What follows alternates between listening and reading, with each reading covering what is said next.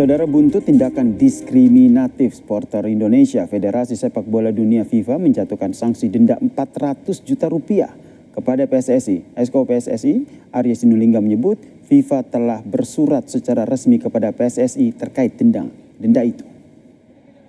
Insiden terjadi saat Indonesia menjamu timnas Bahrain pada 25 Maret 2025 silam, tepatnya pada menit 80 di sektor 19.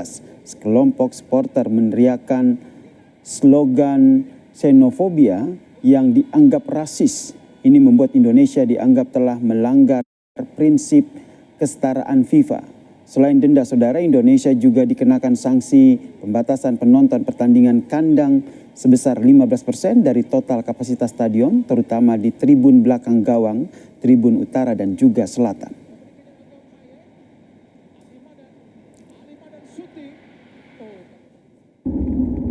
PSSI didenda hampir setengah miliar, yaitu sekitar hampir 400 miliar lebih.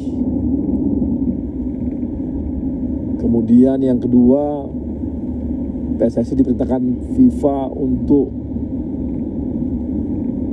memainkan pertandingan berikutnya dengan jumlah penonton terbatas, dengan menutup sekitar 15% dari kursi yang tersedia.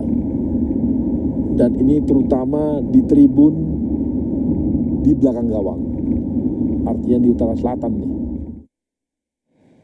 Informasi lainnya, saudara,